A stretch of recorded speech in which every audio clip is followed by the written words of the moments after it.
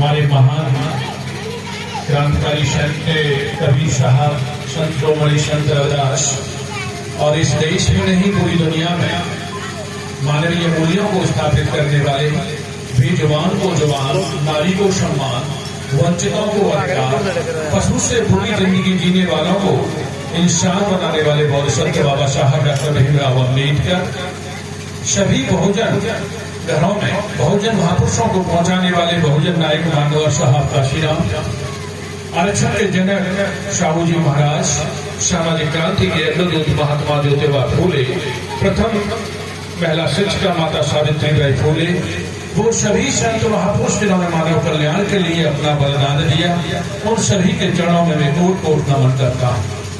सम्मानित श्रद्धेय मंच जो हमारे संत जन पधारे हुए हैं और अपने मूल्यवान विचारों से आपका ज्ञान अर्जन कर रहे हैं, ज्ञानवर्धन कर रहे हैं, और मेरे समक्ष बैठे हुए बहुत ही सम्मानित हमारे वकील साहब कांति प्रसाद जी और मेरे समक्ष समाज के उपासक और उपासिकाओं, सम्मानित समाज के भाइयों बहनों, आप सभी को मेरा हार्दिक जय भीम, नमो बुद्धाय, शहावती। आज जो ये कार्यक्रम हो रहा है समाज के लिए एक जागरूकता का विषय है। जब इस देश में बाबा साहब ने बहुजन समाज के लोगों को एक रास्ता नहीं दिया, जीवन शैली जब तक आपको नहीं मिली थी, उस समय तक के कबीर साहब के विचारों से समाज में एक अंधविश्वास के खिलाफ जागरूकता फैलाने का काम किया जाता है। हमारे तमाम समाज के संतों ने गांव-गांव, घर-घर जाकर के कबीर साहब के विचारों को हम सभी को बताया। कबीर साहब के जो विचार थे ये अंधविश्वास और पाखंड रूढ़िवादी परंपराओं के खिलाफ थे। समाज में एक भाईचारा स्थापित करने के लिए उन्होंने किसी भी धर्म, जाति, संप्रदाय के आधार पर नहीं, केवल मानव और मानव में भाईचारा स्थापित करने के लिए अपने मूल्यवान विचारों को प्रस्तुत किया, जैसा कि हमारे संत जन अभी बता रहे हैं। तो कबीर साहब क्योंकि ये कबीर बीजक के रूप में आपके समक्ष प्रस्तुत है, तो कबीर साहब की मैं 2 मिनट बात जरूर करूंगा। तो कबीर साहब, जैसा कि अभी एक देश में बड़ा बवंडर फैला हुआ है कि बाबा साहब की 22 प्रतिज्ञाएं पढ़ी जाती हैं, आप सब लोग समझ रहे होंगे उन्हें, तो पूरे केवल उत्तर प्रदेश में नहीं, देश के सारे प्रदेशों में ये बवंडर फैला हुआ है कि ये जो बाबा साहब की जो 22 प्रतिज्ञाएं कहाँ से उभर के आ गया। तो ये बाबा साहब की 22 प्रतिज्ञाओं में जो एक अंधविश्वास के खिलाफ, पाखंड के खिलाफ बाबा साहब ने जो 22 संकल्प समाज को, अपने आप को लिए और समाज को दिलाए, उनमें से कबीर साहब ने अपने गुरु को समझाने के लिए, जैसा कि अभी हमारे संत जन भी बता रहे थे, इस रात का जब समय था तो उनके गुरु ने एक आदेश किया सभी शिष्यों को बुला करके कि भाई आज एक बड़ा श्राद्ध होगा जिसमें हजारों लाखों की संख्या में लोग संत जन इकट्ठे होते थे। तो उन्होंने कहा कि कोई चावल लाएगा, कोई लकड़ी लेके आएगा, कोई दूध लेके आएगा, जो जिसका अधिकार था उनको जो काम था वो आवंटित कर दिया गया, बांट दिया गया, सब लोग चले गए। कबीर साहब के हिस्से में एक काम आया दूध लाने का। कबीर साहब को अपने गुरु को समझाना था। कबीर साहब दूध का बर्तन लेकर के जंगल में निकल जाते हैं। जब वो जंगल में निकल जाते हैं तो जंगल से वो घास, हरी हरी घास को उखाड़ लेते हैं और एक मरी हुई गाय पड़ी थी, उस मरी हुई गाय के मुंह की तरफ वो घास को डाल देते हैं और बर्तन जहां से गाय दूध देती है इनकी तरफ रख देते हैं और इंतजार करके बैठ जाते हैं। उनके सारे जितने भी सब वो थे, अपने चेले थे उनके गुरु के सब वहां पहुंच जाते हैं। दूध, चावल, लकड़ी, जो भी सामान है लेकर के, श्राद्ध का जो भी सामान है। लेकिन कबीर साहब नहीं पहुंचते हैं तो परमानंद जी कहते हैं कि कहीं न कहीं कबीर कुछ खराबात कर रहा होगा, जाओ देख के आओ। उनके चेले सब जाते हैं तो जंगल में कबीर साहब बैठे हुए मरी हुई गाय का दूध निकलने का इंतजार कर रहे होते हैं। तो उन्होंने चेलाओं ने बताया कि कबीर वहां पर है, जंगल में बैठा है। तो उनके गुरु भी वहां पहुंच जाते हैं। कबीर साहब से पूछते हैं क्या हो रहा है भाई ये? तो कबीर साहब कहते हैं कि गुरुदेव, मैंने ये जंगल से घाय, ये हरी हरी घास, ताजा घास मैंने इस गाय के मुंह की तरफ डाल दिया। जब ये गाय ये घास को खा लेगी तो मुझे दूध दे देगी, मैं इसका इंतजार कर रहा हूँ, तो मैं दूध लेकर के आपके पास आ जाऊंगा। तो कबीर के गुरु कहते हैं, बोला मूर्ख हो, अरे भाई मरा हुआ कोई कुछ खा नहीं सकता और मरा हुआ तुम्हें कुछ कोई दे नहीं सकता। तो कबीर साहब कहते हैं, गुरुदेव यही तो मैं आपको समझाने का प्रयास कर रहा हूँ, इतना बड़ा आप श्राद्ध कर रहे हैं, न तो मरा हुआ कोई आपको कुछ दे सकता है और न कोई मरा हुआ कुछ आपका खा सकता है। कबीर साहब ने एक प्रैक्टिकल में अपने गुरु को समझा दिया। ये बहुजन समाज के 100 करोड़ से ज्यादा लोग कबीर की बात करते हैं, बुद्ध की बात करते हैं, बाबा साहब की बात करते हैं, बात तो करते हैं लेकिन किसी की बात मानते नहीं है। ये भी खिलाने का प्रयास करते हैं और वहां से कुछ उनसे लेने का प्रयास भी करते हैं। इसीलिए ये झंडा चढ़ाने भी जाते हैं, लड्डू चढ़ाने भी जाते हैं और जो पैसे वाले हैं वो सोना चांदी भी चढ़ाने जाते हैं। इसीलिए देश के 3 मंदिरों में इतनी अचूक संपत्ति जमा है कि पूरे भारत की गरीबी दूर की जा सकती है। ये किसकी? इस देश के बहुजन समाज की गरीब की जो खून पसीने की कमाई है वो वहां इकट्ठी करवा दे। नहीं तो 10% वालों के पास कहां? इसीलिए 90% वाले समाज ने ही उनको अपना खून पसीने की कमाई का गाढ़ा पैसा इकट्ठा करवा दिया।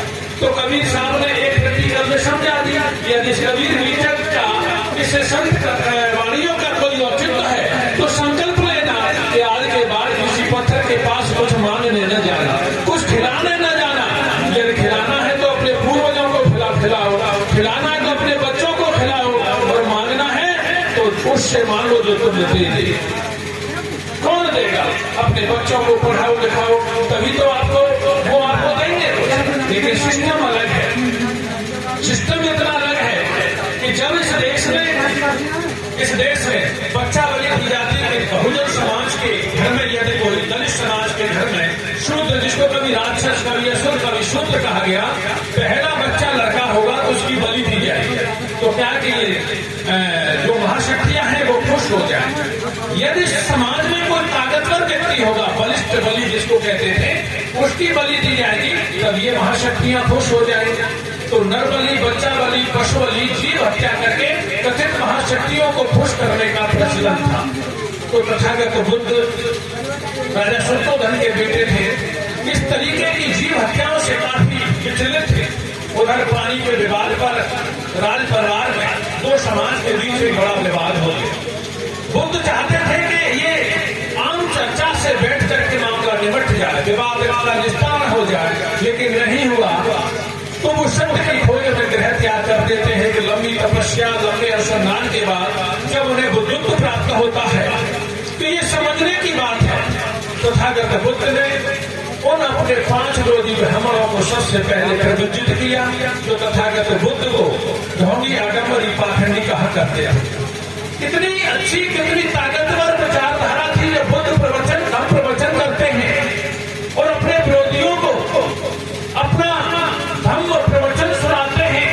तो तथागत बुद्ध की विचारधारा को समझ करके वो भी प्रतिष्ठित हो जाते हैं और पूरे देश और दुनिया में बुद्ध की विचारधारा को फैलाने का काम करते हैं। मेरा कहने का आशय है कि बुद्ध की विचारधारा में वो ताकत है कि विरोधी और दुश्मन को भी अपना बना लेती है। और अबूल इमार डाकू जिसने 99 मर्डर कर दिए हों, 100वां मर्डर उसे बुद्ध का करना था और बुद्ध से कहता है, ठहरो, मुझे तुम्हारी हत्या करनी है। 99 वो निकाल करके घूम रहा था जंगल में, उसने 99 मर्डर किए। तथागत बुद्ध कहते हैं मैं तो ठहर गया, लेकिन तू कब ठहरेगा? तथागत बुद्ध के सामने आता है, बुद्ध प्रवचन करते हैं और वो भी बुद्ध में हो जाता है।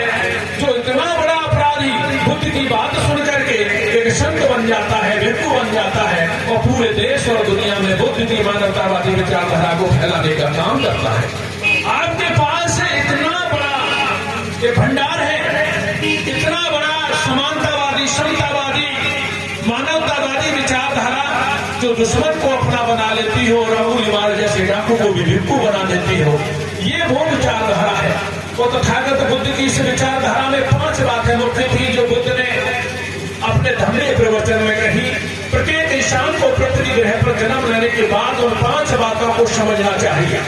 बुद्ध ने कहा जीव हत्या हो रही थी, उसको कंट्रोल करने के लिए बुद्ध कहते हैं पाणा पाता वेरमणि शिक्षापदम समाधियामि, कि जीव संकल्प लो कि हम किसी निर्दोष की, किसी भी प्राणी की जीव हत्या नहीं करेंगे, उससे व्रत रहने की शिक्षा ग्रहण करते हैं। कमजोरों को लूटा जाता था तो बुद्ध कहते हैं वेरमणि शिक्षापदम समाधियामि, संकल्प लो हम चोरी और लूटपाट नहीं करेंगे। उस समय हमसे नफरत थी, हमारी छाया से नफरत थी, लेकिन हमारी बहन बेटियों के साथ दुराचार, व्यभिचार, अनाचार, अत्याचार, बलात्कार होता था। इस देश की आधी आबादी मातृत्व शक्ति को, इसकी इज्जत को सुरक्षित रखने के लिए तथागत बुद्ध कहते हैं कामेषु मिच्छाचारा वेरमणि शिक्षापदम समाधियामि, हम परिस्थिति के साथ कोई व्यभिचार नहीं करेंगे। ऐसा संकल्प लो कि हम किसी बहन बेटी को बुरी नजर से नहीं देखेंगे, जिससे इनकी इज्जत सुरक्षित बनी रहे। चौथी बात थी, लोग झूठ बोल बोल करके समाज के ये भोले भाले लोगों को पगला करके दिल्ली की सत्ता तक पहुंच गए। बुद्ध जानते थे उस समय भी कि इस देश में आज से 1400 ईसा पूर्व भी, जब इस देश में उच्च कोटि की सभ्यता थी, 5000 ईसा पूर्व से लेकर के 1400 ईसा पूर्व तक, न कोई धर्म था, न कोई जाति थी, न कोई संप्रदाय था, न कोई छोटा था, न कोई बड़ा था, न कोई नीच था, न कोई ऊंच था। लेकिन चंद लोगों ने आकर के इस समाज में इतना बड़ा बिखराव कर दिया, किसी को छोटा, किसी को बड़ा, किसी को नीच, किसी को ऊंच बना दिया। 6743 खांचों में बांट करके समाज के भाईचारे को तहस नहस कर दिया और सिंधु घाटी की सभ्यता को मिटा करके रख दिया। बुद्ध जानते थे, तो बुद्ध कहते हैं मूषावादा वेरमणि शिक्षापदम समाधियामि, मैं झूठ और चुगली से व्रत रहने की शिक्षा ग्रहण करता हूँ। बुद्ध ऐसा कहते हैं, क्यों कहते हैं कि झूठ और चुगली ही समाज में बिखराव पैदा करती है। तो पांचवी बात, इस समाज की सबसे बड़ी बुराई को दूर करने के लिए बुद्ध कहते हैं कि हम लोगों को असुर कहा जाता था। असुर समझते हो, जो सुरा का इस्तेमाल न करे। लेकिन आज क्या हो रहा है, किसी को बर्बाद करना हो तो उसे नशे की आदत डालो। नशे की आदत कौन सी? तम्बाकू, गुटखा और कच्ची पक्की शराब पीना। ये हमारे लोगों को उन्होंने बर्बाद करने के लिए, जो विदेश से लोग आए उन लोगों ने ये आदत डाल दी नशे की। तो असुर क्या हो गए? सुरा वाले बन गए। आज तो रिक्शा चलाता है, 200 कमाता है, वो भी 100 की पी जाता है, तो 200 की भी पी जाए। और जो बड़का अधिकारी है वो 2000 कमाएगा तो 1500 वाली पी जाता है। तो ठाकुर बुद्ध कहते हैं पांचवी बात, सुरा मेरा मंज पामदे ठाना वेरमणि शिक्षापदम समाधियामि, संकल्प लो कि मैं कच्ची पक्की शराब, किसी नशीले विषैले पदार्थ का सेवन नहीं करूंगा। ऐसा बुद्ध ने 5 बातें कही। एक, हमारे समाज को अच्छा समाज बनाने के लिए। वही बात महामानव डॉक्टर भीमराव अम्बेडकर साहब को जब संविधान बनाने का मौका मिला तो बाबा साहब ने कानून का रूप दे दिया। बाबा साहब ने उसे कानून का रूप दे दिया। और बाबा साहब ने जब कानून बना दिया तो कानून क्या होता है, उसे लागू करना पड़ता है। बुद्ध ने समाज को बात कही, मैं आप लोगों को यह स्पष्ट कर दूं, कबीर साहब ने धर्म नहीं पंथ चलाया, एक विचारधारा चलाई, लेकिन तथागत बुद्ध ने एक जीवन जीने की शैली, एक धर्मीय व्यवस्था दी। हिंदू उस व्यवस्था के खिलाफ जो पल पल पर मेरे समाज का अपमान करती हो, तिरस्कार करती हो, बहन बेटियों को भोग की वस्तु मानती हो, हमेशा उन्होंने महिलाओं का दुरुपयोग और उसे अपमानित किया हो, ऐसी धर्म व्यवस्था के खिलाफ, अमानवीय व्यवस्था के खिलाफ तथागत बुद्ध ने मानवतावादी धर्मीय व्यवस्था दी। बाबा साहब डॉक्टर अम्बेडकर को जब मौका मिला तो उन्होंने उस पूरी धर्मीय व्यवस्था को संविधान में कानून का रूप देने का काम किया। बाबा साहब ने इस देश के न बोलने वालों को बोलने वाला बना दिया। अनुच्छेद 19 के अंतर्गत आप स्वतंत्रता का अधिकार है बोलने का, आप अपनी बात कह सकते हैं। बाबा साहब ने न बोलने वाले को बोलने वाला, जिनको पढ़ने का अधिकार नहीं था, जिनको शिक्षा का अधिकार नहीं था, बाबा साहब ने कानून बना करके न पढ़ने वालों को पढ़ाने वाला बना दिया। डॉक्टर एमपीसी ने प्रोफेसर है तो डॉक्टर भीमराव अम्बेडकर की देन है, ये और किसी की देन नहीं है। आज इस देश में जिनको संपत्ति रखने का अधिकार नहीं, जिनको आज उनके पास में गाड़ी घोड़ा और बंगला और कुर्सियां मिल गई, ये किसकी देन है? लोग समझते हैं कि मेरा लड़का, मैंने उस देवी की जात बोली थी, उसका मैंने घंटा बोला था, उसका मैंने ये बोला था, उसकी वजह से आज मेरा लड़का जो अधिकारी बन गया है। लेकिन बाबा साहब से पहले भी वो सारे लोग थे। उससे पहले मेरे समाज के लोगों को बोलने का अधिकार नहीं, पढ़ने का अधिकार नहीं, अधिकारी बनने की तो बात ही दूर है, इंजीनियर, कलेक्टर, प्रोफेसर बनने की तो बात ही अलग है। बाबा साहब से पहले भी वो महाशक्तियां थी, लेकिन सारे अधिकार एक उच्च वर्गीय व्यवस्था में समेट के रख लिए गए थे। लेकिन बाबा साहब को जब मौका मिला तो न पढ़ने वालों को पढ़ाने वाला बना दिया और न बोलने वालों को दहाड़े से बोलने वाला बना दिया। जिनके पास संपत्ति रखने का अधिकार नहीं था, उनके पास बड़े बड़े बंगला और गाड़ी घोड़े दे दिए बाबा साहब ने। आज जो बाबा साहब ने मेरे समाज के लोगों को दिया, आज वो सब खतरे में है, क्योंकि नागपुर से खतरनाक एजेंडा बनता है, वही पूरे देश में लागू होता है। नागपुर का खतरनाक एजेंडा है। मैं अपने देश के युवाओं से, देश के भाइयों से ये कहना चाहता हूँ, एक नई राष्ट्रीय शिक्षा नीति लेके आए। उन्होंने कहा, डॉक्टर अम्बेडकर ने कहा शिक्षित बनो। इनके पास न तो ये धंधा सेठ थे, न जमींदार थे, और न ये पूंजीपति और उद्योगपति थे। डॉक्टर अम्बेडकर इनको एक अच्छा व्यक्ति बनाने के लिए एक अधिकार देके गया, एक हथियार देके गया, शिक्षा का। और डॉक्टर अम्बेडकर ने कहा शिक्षा बहुत शेरनी का दूध है, जो पिएगा वो दहाड़ेगा। बाबा साहब की सोच इसके पीछे ये थी, यदि मेरा समाज शिक्षित हो गया तो वो सच्चाई समझ जाएगा, और सच्चाई समझ गया तो वो ढोंग, आडंबर, पाखंड, रूढ़वादी परंपराओं को, अंधविश्वास को छोड़ देगा, और वो विज्ञान में, विकास में, कल्याण में रास्ता अपना लेगा। ये बाबा साहब की सोच थी। लेकिन बाबा साहब ने जो किया, इस समाज में ये समझने की बात है। मेरे समाज में लोग पढ़े लिखे, उन्होंने ढोंग, आडंबर, पाखंड मात्र 10% लोगों ने छोड़ा है, आज भी 90% लोग मानते हैं। इसीलिए नई शिक्षा नीति को लेकर आए। नई शिक्षा नीति कहती है कि जो डॉक्टर अम्बेडकर ने बहुजनों को दिया उसे छीन लो, शिक्षा को। इसीलिए इस देश की शिक्षा कैसी होगी? स्कूलों को, सरकारी स्कूलों को, कॉलेजों को, विश्वविद्यालयों को प्राइवेट करने जा रही है सरकार। जब सरकारी स्कूल, इंटर कॉलेज में जैसे कांग्रेस प्रसाद जी पढ़ाते हैं, वो भी सारे प्राइवेट हो जाएंगे, विश्वविद्यालय प्राइवेट हो जाएंगे, तो क्या होगा? शिक्षा 25 से 50 गुना महंगी होगी। मेरी भी औकात नहीं है कि मैं अपने बच्चों को पढ़ा लूं जब इतनी शिक्षा महंगी होगी। आप हमारे बहुजन समाज के लोग पढ़ नहीं पाएंगे, शिक्षा से वंचित हो जाएंगे, तो वो भी इंजीनियर, कलेक्टर, प्रोफेसर नहीं बन पाएंगे। और जो कहां पहुंच जाएंगे? जहां से डॉक्टर अम्बेडकर उठा के लाए थे। गुलाम और बधुआ मजदूर, आगे हाड़ी और पीछे झाड़ू होगा, वहीं पहुंचा दिए जाओगे। एक इतना बड़ा षड्यंत्र आपके सामने हो रहा है। उन्होंने सोचा दूसरा षड्यंत्र, उन्होंने सोचा दूसरा षड्यंत्र उनका क्या था? ये इंजीनियर बन गए, प्रोफेसर बन गए, कलेक्टर बन गए, एसडीएम बन गए, ये मास्टर बन गए, इनसे शिक्षा तो छीन ली।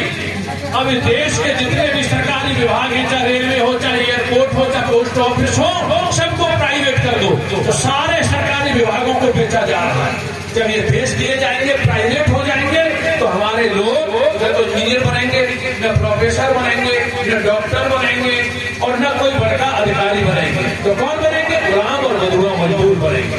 तो ये इनका जो पूरा षड्यंत्र चल रहा है साथियों, ये इस देश के युवाओं को, बहुजन समाज के युवाओं को समझने की जरूरत है। चाहे वो नई राष्ट्रीय शिक्षा नीति हो, चाहे वो निजीकरण का एक बहुत अंधाधुंध चल रहा है एक षड्यंत्र हो, चाहे इस देश में बहुजनों के खिलाफ एक बड़ा षड्यंत्र हो। बड़ा षड्यंत्र का है देश के बहुजनों को गुलाम बनाने का षड्यंत्र। ये सब हमारे बहुजन समाज के सम्मान के खिलाफ है। और आज ये हो क्यों रहा है, ये समझने की जरूरत है। हो इसलिए रहा है कि आज हम 6743 जाति में बढ़ करके, जो उनका एक खतरनाक एजेंडा था, मैं साफ कहता हूं, इगलास में चौराहे पर कोई दुकान खोल रही है और कोई वो खराब सामान बेच रही है जो आपके शरीर को खराब करती है, आपके विचार वाली दुकान की बात कर रहा हूं। और हमारा ये 90% वाला बहुजन समाज उस दुकान से सामान खरीद रहा हो, तो दुकान वाले की तो गलती है कि खराब सामान बेच रहा है। लेकिन एक बार तो धोखा खा सकता है व्यक्ति, बार बार मेरे बहुजन समाज का व्यक्ति उसी दुकान से खराब सामान खरीद के अपनी पीढ़ियों को बर्बाद कर रहा है। क्या बहुजन समाज के लोगों की गलती नहीं है? ये नागपुर वाली जो खतरनाक दुकान का सामान है, जो आपके सम्मान के खिलाफ है, जो आपके बच्चों को गुलाम और मधुआ मजदूर बनाने का सामान है, उस दुकान से सामान खरीदना बंद कर दो तो ये नागपुर वालों की दुकान बंद हो जाएगी और ये बाबा साहब और बहुजन महापुरुषों वाली दुकान चलने लग जाएगी। कौन सी दुकान? एक मानवतावादी विचारों की दुकान, जिसमें इन्होंने कभी मतभेद नहीं किया, कोई भेद नहीं किया।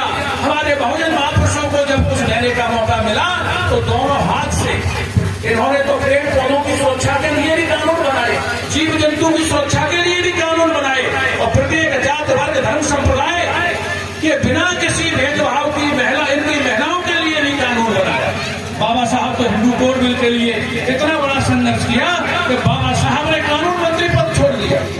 1951 में पार्लियामेंट में पेश किया, 52 में किया, जब तत्कालीन सरकार ने पुरुषों के समान महिलाओं को भी हक अधिकार और सम्मान मिले, ऐसे कानून को पास नहीं होने दिया तो बाबा साहब पार्लियामेंट में खड़े होकर कहते हैं, ये वो सरकार जो इस देश की आधी आबादी महिलाओं को पुरुषों के समान हक अधिकार और सम्मान न दिला सकती हो, डॉक्टर अम्बेडकर उसमें कानून मंत्री नहीं रह सकता है, उससे रिजाइन करता है। इस्तीफा दिया बाबा साहब ने इस्तीफा दिया महिलाओं के सम्मान के लिए और इस्तीफा देकर के बाबा साहब ने संघर्ष किया महिलाओं के हक अधिकार के लिए और बाबा साहब अपना हक अधिकार दिला करके रहे आपको। लेकिन ये बाबा साहब की बात नहीं मानती, ये किसी और की बात मानती। हमारा समाज अपने आप अपनी दुर्गति कर रहा है, अपने बच्चों के भविष्य को बेच रहा है, अपने भविष्य के बच्चों के भविष्य को बर्बाद कर रहा है। साथियों, मैं यहाँ मात्र इतना ही कहना चाहता हूँ, यदि अपने महापुरुषों की धरोहर विचारधारा को बचाना है, अपनी पीढ़ियों को बचाना है, अपने आने वाले भविष्य को बचाना है, तो ये छोटे बड़े और ऊंच नीच का भेद खत्म कर लो। जो बाबा साहब कह गए, तथागत बुद्ध कह गए, कबीर साहब कह गए, ये नीच ऊंच का भेद खत्म करो। कोरी खटी धोबी दानव समाज कर दिया, हीर नाई कुमार लोहार का भेद खत्म करो, बहुजन समाज बना लो। कैसा बहुजन समाज? ये 85 मान्यवर साहब काशीराम जिसको 85 का बहुजन समाज कहते थे, आज वो 90% है देश में। ये बहुजन समाज को अपना परिवार बना लो। जब आप अपना परिवार समझने लग जाओगे तो क्या होगा? किसी के खिलाफ कोई षड्यंत्र नहीं करोगे, सब मिलकर के रहोगे। डॉक्टर MP सिंह ये गारंटी लेके जाता है, जिस समय आपने बहुजन समाज को अपना परिवार बना लिया, परिवार मान लिया, समाज मान लिया, तो आप एकजुट होंगे, एक राय होंगे, एक मत होंगे और एक मत होकर के एक जगह वोट करेंगे तो दिल्ली भी आपकी होगी और दिल्ली के सारे प्रांत भी आपके होंगे। आप मांगने वाले नहीं, देने वाले बन जाओगे। अनाज गल्ला मांगने वाले नहीं, पेंशन रोजी रोटी मांगने वाले नहीं, आप देने वाले बन जाओगे। बाबा साहब यही चाहते थे कि मैं अपने बहुजन समाज को देने वाला बनाऊं, इसीलिए वो दिल्ली की तरफ उंगली करके गए थे। वहां पर कब्जा कर लो, कब्जा तभी होगा कि हम सब एक होंगे। इसी के साथ में अपनी बात खत्म करते हुए सभी को बहुत बहुत साधुवाद, धन्यवाद। जय भीम, नमो बुद्धाय, शाह बंधु।